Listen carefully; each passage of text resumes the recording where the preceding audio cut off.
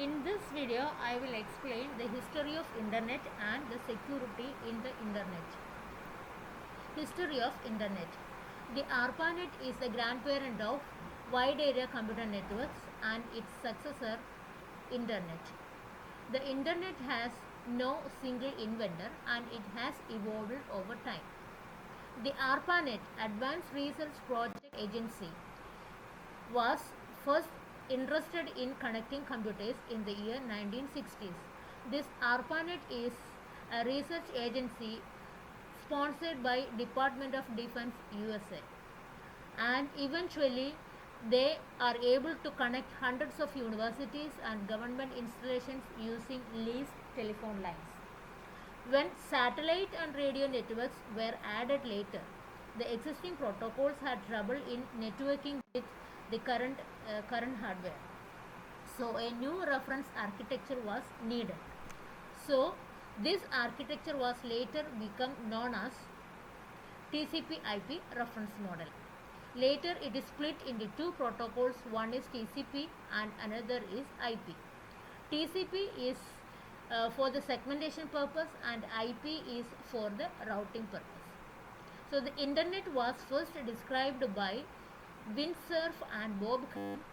Both were the part of the ARPANET group. The design philosophy behind this model is discussed by Clark.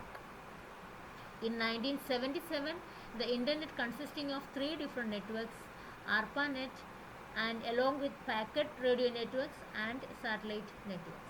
In the year 1983, the ARPANET protocols were abolished and TCP/IP became the official model or the protocol for the ARPANET.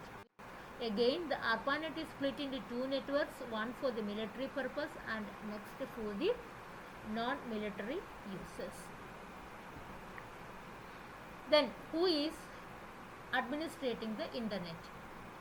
The Internet Society, ISOC, is an international non-profit organization and it is formed in the year 1992. They provide the support for the Internet and standard process. The Internet Architecture Board, IAB, is the technical advisor of ISOC.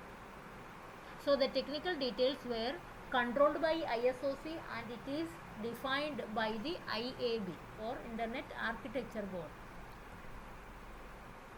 The Internet Engineering Task Force, IETF, is a forum of working groups managed by Internet Engineering Steering Groups, IESG, and they are responsible for identifying the operational problems and proposing the solution to these problems. Then IRTF is a forum of working groups managed by Internet Research Steering Group. They focus on long-term research topics related to Internet protocols, applications, architecture and technology. So this is how the Internet is managed.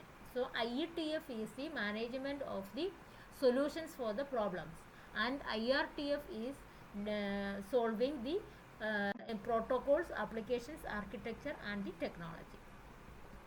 So next is the security in the Internet. Current scenario, we are totally depending on the Internet for all kind of transactions and all kind of manipulations. So we have to trust Internet for all kind of assets. So the information is also an asset in the current life. So the information need to be secured from all types of attacks. To be secured means the information need to be hidden from unauthorized access and it should be protected from unauthorized change and it must be available to authorized entity when needed. If these three entities or these three properties are satisfied in case of an information, then only we can say that the information is secure. The security goals are maintain the confidentiality of the message and integrity of the message, and the message or the data must be accessible and available to the authorized persons. So these three are the goals of the security. Then each one of us can be explained individually. What is the confidentiality means? We need to protect our confidential information. Confidentiality not only apply to the stored information but also to the transmission information. Or stored information means if data is inside my hard disk or inside a particular storage location in the cloud or somewhere, then it must be confident that nobody else has to access the information. Only the sender and the intended receiver should understand the message content. Confidentiality not only applies to the storage information, it also applies to the transmission.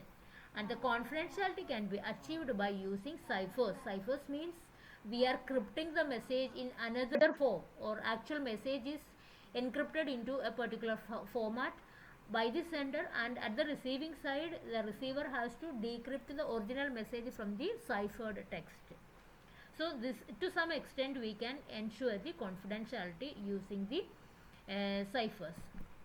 Then another security goal is integrity. Integrity means the message stored or message passing through the internet must be integral. That means the changes need to be done only by the authorized entities and through the authorized mechanism.